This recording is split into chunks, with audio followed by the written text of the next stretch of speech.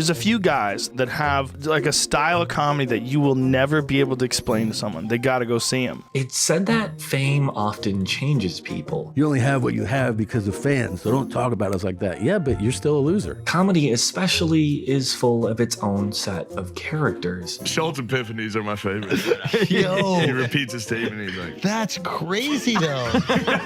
There are those who rely on gimmicks, comedic crutches used to distract from a lack of raw talent. So that story goes viral because it's a great story, but I'm shirtless. So all of a sudden, I am branded, like recognizable. Or those who maybe at one point had the talent, but have completely strayed from who they were when they started. Every time we talk about like a watch or a car, I'll get a bunch of messages from losers. Then there are those who are neither. Those who are both consistent and also incredibly funny. You know, my neighborhood was poor black, poor white. So I didn't feel any white privilege. I know some people had it, man. You know, I knew some motherfuckers with sweaters. No one really looks towards comedians to be their moral compass. There's plenty of people who preach about how comedy is the last line of defense from cancel culture. There's a creepy PC thing out there that really bothers me. Or how they're the modern day philosophers, the ones unafraid to stoke the flames of controversy. Come up, accept your little award, thank your agent and your God, and f*** off. This next joke might get me cancelled. If I have offended anyone, and I'm sure I have, then I don't apologise for it. Essentially parading themselves as martyrs for this cause, but it's really not that serious. The only thing that really matters in comedy is being funny. My built like a candy corn. Pull up a candy corn, Zach. Of course, humor is subjective, where some people like the raunchy, unfiltered honesty of Patrice O'Neal. 50 people laughing and 50 people horrified. Others might prefer a safer, cleaner alternative in John Mulaney. I just got a letter from my college, which was fun, because mail, you know? In their letter, they were like, hey, it's been a while since you've given us money. I was like, hey, it's been a while since you've housed and taught me.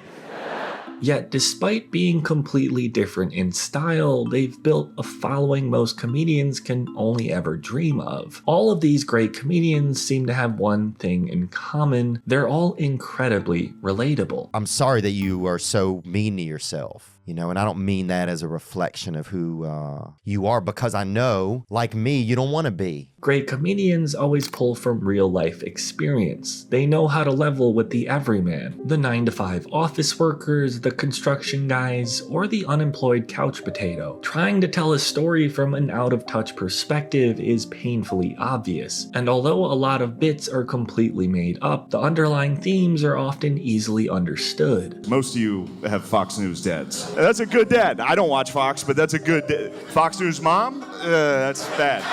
This makes the bits that much funnier. There's one comedian who's been having a similar come up to the mainstream ones we see today. While a large portion of his success stems from the Joe Rogan effect, we haven't seen the fall off we've seen with the other comedians featured on his podcast. A lot of them seem to have lost nearly all of their relatability. They discuss cars, money, fame. There are people in this world that when they see fancy things on screen, They feel terrible. Yeah, of course. Oh, you're talking about a nice car? I don't have a nice car and I'm struggling right now. It's like, all right, you think people should stop talking about cars? Even lashing out at those who may disagree. Just know that it's your mindset and you're thinking like a fucking loser. Yet Theo Von, despite the consistent success, the unanimous public praise, and the mutual respect from other comedians, seems to not have changed at all, aside from maybe his comfort levels in front of a mic and his willingness to cross into murkier waters. And that's a temptation, man. Temptation is such a dangerous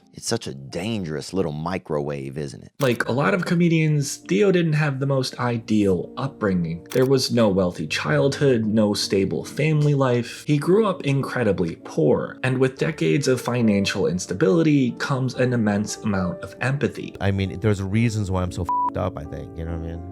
Yeah, man, I'm sorry that happened to you. It's all right, man. I really am. No, Yeah, it's all like, right. Because I have things like that too, man. Sometimes there's like so much anger built up inside. Some days a lot of times I'm okay. And then sometimes I'm so angry. He was bullied relentlessly as a kid and would often tell stories in an effort to keep the trouble at a distance, using comedy as a shield from the trauma that came with tremendous ridicule. This upbringing and struggle would of course lead to the use of substances. I'm like, I can get messed up right now. A way to self-medicate without ever reaching the root cause. In time, he would of course sober up, often being candid on appearances about his past usage. And I'd go home and just do it by myself, and it would be sad. Yeah. Through like going to 12-step meetings is where I started to build a relationship with a higher power and really believe in one. So when he's on the podcast and someone calls in with their own struggle, I didn't grow up like a lot of people. I think I grew up kind of like you. Just don't know what to do anymore.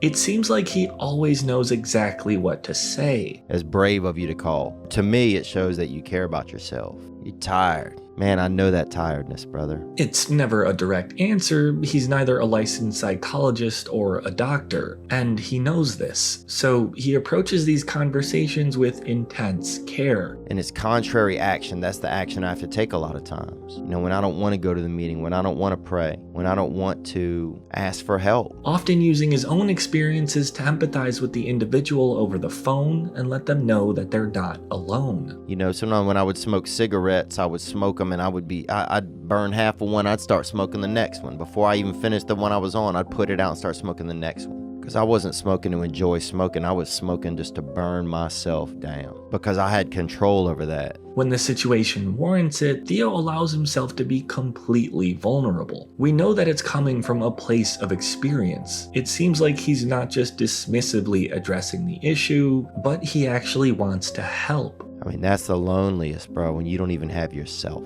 Comedians often struggle opening up to anyone, if at all. When on the road or just working extensively, it can get pretty lonely. And when you're the guy whose job it is to make everyone laugh, you don't really feel inclined to talk about your problems. Theo is helping change that narrative. He's completely willing to have conversations that would scare most comedians. Even if I do running and I do fitness, right, it's a battle to keep myself even. At any moment, kind of my feelings can just drop off into like a really surprised low. It's too much of a drop for me to not get some help. If it were a little bit and it felt manageable, that's okay. But when it's pretty steep, it's like, oh man, this feels sometimes scary. At the end of the day, it's hard to mix a joke within a serious conversation. And when you're in a career that forces you to put a guard up, you're much less willing to be vulnerable. Despite the risk that comes with an unguarded approach, his more down-to-earth exchanges are just as impactful as the outrageous jokes. That also goes to unrealistic expectations. If things get tough, I'll leave. Yeah. Staying with somebody because I didn't want them to have somebody else who would really care about them or that could care about them better than me, even though I knew I was doing a bad job. This strong level of awareness is scattered throughout his material. While the topics are at times uncomfortable, Theo usually has a really good point. Take this joke from an earlier Comedy Central set. They're sewing pants for a penny a day in sweatshops. And I'm like, well, if they're sewing pants and they need help, like why doesn't one of them sew a message for help into some pants? While the topic is relating to children in sweatshops, the punchline is at the expense of the American public. But knowing us in America, that would just be like a new fashion statement. Like, oh, do you like these new thirsty jeans? Theo is well aware that for a lot of kids overseas, there is no out. But he's playing on the common trope that most Americans live a sheltered, comfortable, and oblivious lifestyle. In this case, confusing cries for help with a fashion statement. Great comedians are able to take outrageous hypotheticals and leave just enough room for some reality. Even better is that within these jokes, Theo often makes himself the punchline. Take this exchange with comedian Drewski. Dude, we just had a guy come in here and drop the N-word, man. We cannot be laughing about this right now. Oh, I don't think that's funny at all. What I do is if I really need to get it out, I write it down.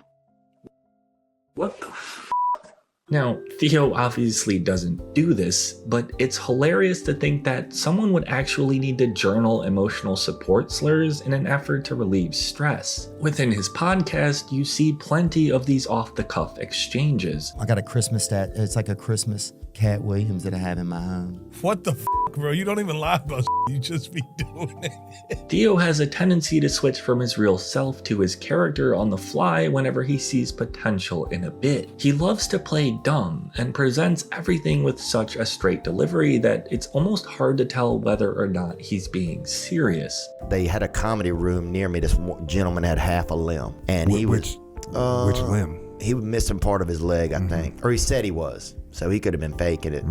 CGI or something? I don't know what his name was. I mean, it was a CGI. It was a white dude. Okay, check. Despite this, he has no trouble getting along with other comedians. But it's not just them that he interviews. Theo's podcast is scattered with a diverse array of guests. There are actors, internet personalities, TV hosts, even the average 9-to-5er. One of his most successful appearances is that of an NYC garbage man. Do you guys have a term that you guys use within the industry? You know, we used to go with sanitation engineer. Okay. Yeah. That was our thing. It made you sound a little more like needed and wanted. With 20 years in the sanitation industry, his guest Wayne Owen goes in depth about his lengthy career. Now, what you'd assume is that an exchange like this would be incredibly boring. But with Theo's consistent and intriguing questions, what you get is the complete opposite. Hey, could somebody have put a body in one, you think? Oh yeah, you could have put a body in any one of them. I ain't looking. Yeah. That other dude is, I'm not. I could give a damn. With a little push, you find that Wayne is actually a really solid storyteller. I found a moped once in Manhattan. Oh yeah. On the side of the, right on the side of a basket. So I told my partner, I'm going to take this. As I'm putting it in there, the cops pull up. They were like, yo, is it run? I'm like, I don't know. I'm going to see. With these hand gestures and the NYC accent, there's an authenticity here that adds to the charm of the conversation. Theo also does an incredible job of intently listening to whatever the guy is saying. Oh, definitely. Trash Narnia. You see mutant stuff out there. Really? Yeah. Rats look like cats. Yeah. It's clear he's not accustomed to guest starring on podcasts, so in order to get the best exchange, he needs to feel as comfortable as possible. It doesn't seem like Theo is just doing this for optics. He's not throwing an average person on to win points with the general public or give the impression that he's down to earth. The entire episode, nearly all 3 hours, is focused solely on Wayne and his career, with the exception of Theo's input whenever it feels warranted. It ends up being really, really good, but don't take my word for it, just read the comments. This is consistent with nearly all of his videos, where others in the Joe Rogan sphere have either fallen off or simply lost their relatability. Theo has thrived. People really like this guy, and if you watch enough of his content, you start to understand why. My brain can feel a certain way, but it's not going to choose how I behave all the time. I just can't let it do it anymore. He's able to mingle so effortlessly with the average person because he hasn't, if at all, let the fame and success get to his head. And I'm not preaching at you, I just want to remind you, because I've spent a lot of time in my life sitting around wanting things to change. I'm proud of you, man. I'm happy for you, bro. That's very exciting to hear, and that makes me feel good. There's no inflated ego here, no lashing out at negative comments, no emotional wall. With Theo, what you see is what you get, whether it's having a heart-to-heart with a stranger or making a hilariously nonsensical joke. He knows exactly how to connect with his audience. A man who is both hilarious and also deeply relatable. It just makes me want to take care of myself so that I can. Just so I can be there for somebody else if they need it. Not even know if I can be, but just so that there's a chance that I can.